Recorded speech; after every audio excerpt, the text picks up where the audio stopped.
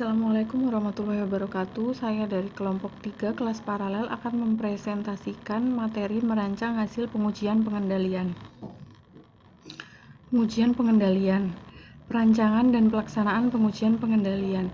Pengujian atas pengendalian dilaksanakan hanya untuk pengendalian yang auditor yakini tepat dirancang untuk mencegah, mendeteksi, dan mengoreksi kesalahan penyajian material atas suatu asersi. Jika terdapat pengendalian yang sangat berbeda yang digunakan pada waktu yang berbeda selama periode audit, maka setiap pengendalian tersebut dianggap sebagai hal yang terpisah. Pengujian atas efektivitas operasi pengendalian berbeda dengan pemerolehan pemahaman tentang dan pengevaluasian terhadap rancangan dan implementasi pengendalian. Namun, jenis prosedur audit yang sama dapat digunakan. Oleh karena itu, auditor dapat memutuskan akankah efisien untuk menguji efektivitas operasi pengendalian pada waktu yang sama dengan pengevaluasian terhadap rancangan pengendalian tersebut dan penentuan bahwa rancangan tersebut telah diimplementasikan. Tujuan dari pengujian pengendalian untuk menguji efektivitas SPI. Efektivitas desain SPI, apakah desain SPI memadai untuk mencegah atau mendeteksi salah saji material dalam asersi tertentu. Efektivitas pelaksanaan SPI, apakah penerapan SPI dapat berjalan dengan baik sesuai dengan desainnya. Pengujian pengendalian atas siklus. Yang pertama, siklus pendapatan, yaitu penjualan, penerimaan kas, dan adjustment penjualan. Yang kedua, siklus pengeluaran, yaitu pembelian dan pengeluaran kas. Kemudian siklus produksi atau operasi, yaitu produksi atau HPP. Siklus jasa personel, yaitu beban gaji dan upah. Siklus investasi, yaitu investasi jangka pendek dan investasi jangka panjang. Siklus pendanaan adalah hutang jangka panjang dan ekuitas. Pengujian pengendalian yang dirancang untuk mengevaluasi efektivitas operasi dari suatu pengendalian berkaitan dengan bagaimana pengendalian yang diterapkan, konsistensi ketika pengendalian ditetapkan selama periode, kemudian oleh siapa pengendalian diterapkan. Faktor-faktor yang mempengaruhi tingkat keyakinan yang diperoleh dari pengujian pengendalian.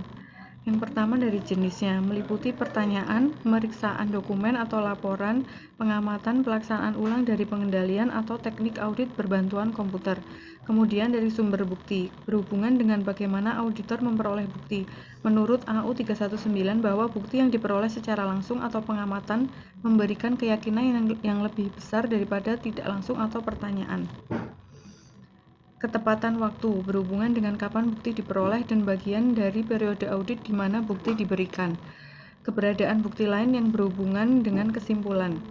Auditor seharusnya mempertimbangkan keberadaan bukti lain dari pengujian pengendalian dan dampak kombinasi dari berbagai bukti yang berhubungan dengan asersi yang sama dalam mengevaluasi tingkat keyakinan yang disediakan oleh pengujian pengendalian.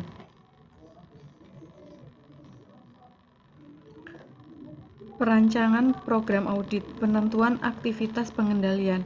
Pengendalian pengolahan informasi, terdiri dari otorisasi transaksi, dokumen dan catatan, pengecekan independen, kemudian pemisahan tugas, pengendalian fisik, dan review terhadap kinerja.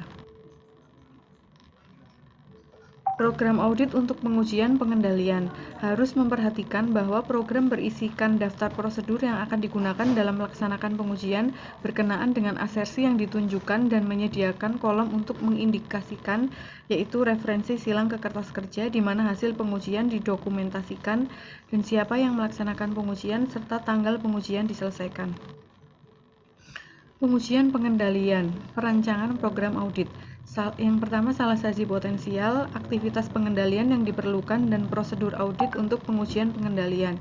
Kemudian penjelasan aktivitas pengendalian, lalu penyusunan program audit untuk pengujian pengendalian, penjelasan program audit, dan kuesioner SPI.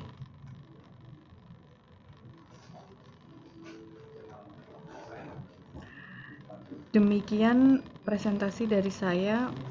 Untuk kurang dan salahnya saya mohon maaf. Wassalamualaikum warahmatullahi wabarakatuh.